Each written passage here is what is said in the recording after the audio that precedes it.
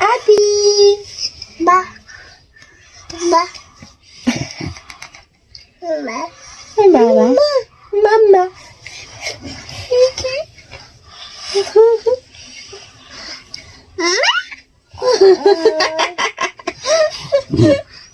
Mamutagan natin. Papa? Oh no. May tayo pa yan.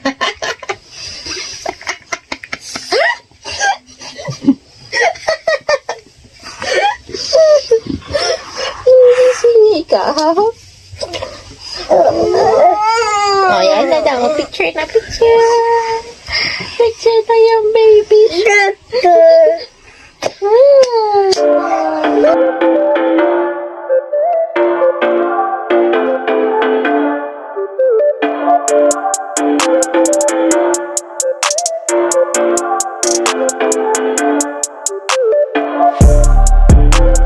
Hi guys! Good morning! Welcome to Adi Ten channel!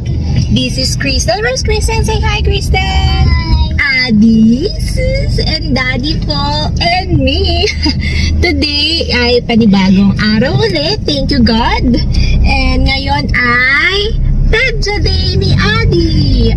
Ngayong month is kanyang vaccine ay second shot ng flu vaccine. So, on the way na kami. Palabas na kami ng village. Are you ready, baby boy? Another tawa now, iyak later. Hindi, strong na yan si baby, right?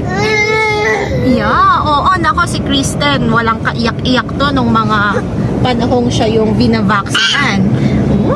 Ayan. Ito namang baby boy, sabi nung pedya nila, ang difference nila, si Adi, makita pa lang niya yung hospital, makita pa lang niya yung mga nurses and doctor niya, iiyak na agad, as in baby pa lang siya, kabisado na niya. So sabi nga ng doctor niya, ang galing nitong batang to kasi magaling malatandain. And mas grabe nga lang siya umiyak compared to Kristen nung baby siya. Pero parehong strong yan, right, baby Adi?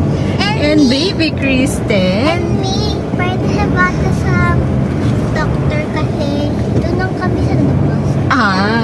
Dun lang daw sila sa baba sa labas ni Daddy kasi si Adi lang yung tuturukan today. Kasi simula nung allowed na lumabas yung mga bata. So, first time lang talaga ni Kristen kasi ngayon pa lang na-enhance yung memory niya according to her doctor. Yung mga around 3 years old and above, dun daw yung natatandaan niya lahat ng mga bagay. So, nung mga panahong mga around baby siya up to 3 years old, hindi pa niya tanda yung mga ginagawa namin yun. Kunyari, yung mga pumapasyal sa labas. So, hindi pa niya tanda yun. Buti na lang nagto-throwback si Facebook memory para makita niya yung mga memories na yun. That's why we are also doing this vlog, di ba? Para ma-cherish and makita nila yung mga ganitong memories natin. Yeah. And ngayon, so ngayong pwede nang lumabas, ngayon pa lang siya na-excite talaga na lumabas. Pero of course, with ano pa rin yan, be mindful pa rin mga parents na bababalan tayo kung saan safe and hindi masyado crowded. And as much as possible, dun tayo sa open areas. Right, Daddy? Yes. Yes, lalo na to, mahigpit ko si Daddy. Ganyan-ganyan lang yan. Pero ayaw niya na basta-basta kung saan-saan kami pumupunta. Which is tama naman, di ba? So, ayun, samahan nyo kami. We're on the way na papuntang Marian's Hospital. Ito na po kami. Nagre-register na tayo dito and magtitimbang. Tapos, punta na po kami doon sa outpatient na lang. Hi, nandito na kami. Opo, wait lang po namin yung turn namin din. And pakilang pa, magtimbang. Ihiya kaya siya? Ay, ihiya ko siya. Kala ko nakaupo lang. Ikanan tayo. Ayan ba? Kaliwa ba? Dito po. Ayan, sabi ng Daddy, videohan ka. Oh. Yay! Tapos na! Tapos na! Ayan So, tapos na ang iyakan, oh. Happy na ikaw. Tapos na ang iyakan session. Ayan. So, nandito na kami sa Paseo. So, tapos na magpa-vaccine si Ate. And now, medyo nakagard kami talaga. Medyo nakatulog na rin sila sa biyahe. So, magwa-drive-thru lang tayo. At gutom na. Wala pa masyadong kain kasi yun, inuna muna. Updates lang.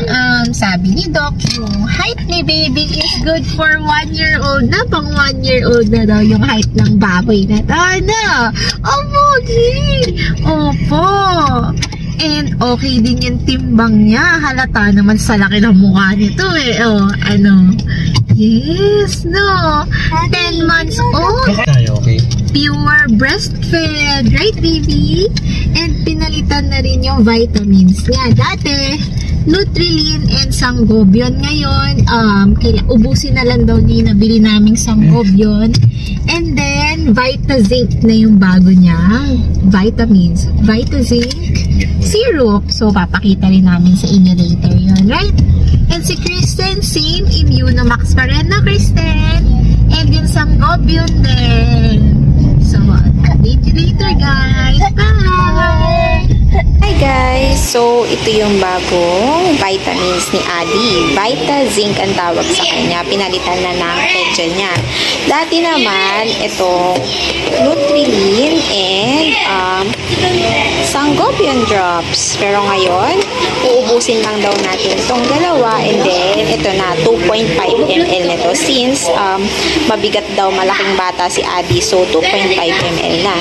Kay Kristen naman, this one, Immunomax and Sangobion as well. And since marami ng ngipin si Adi, so ayan, toothbrush pang 0 to 2 years old. Yan. Meron din siyang kasamang pang parang teeter type. And then itong baby tooth gel. So safe siya if ever ma-swallow. Yes, from Tiny Buds. And this one naman kapag ginagamit niya ng mga panahong nagngingipin talaga siya. Yan, Silogel, Oral Gel. So, pansin nyo, no? Lahat kami almost same. Sangobion. Si Mami naman, same din. Oh, Sangobion din. Sangobion babies. So, that's all, guys. Thank you so much.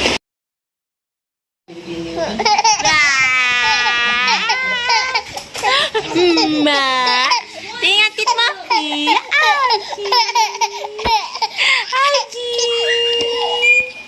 Kiss mo si Mama.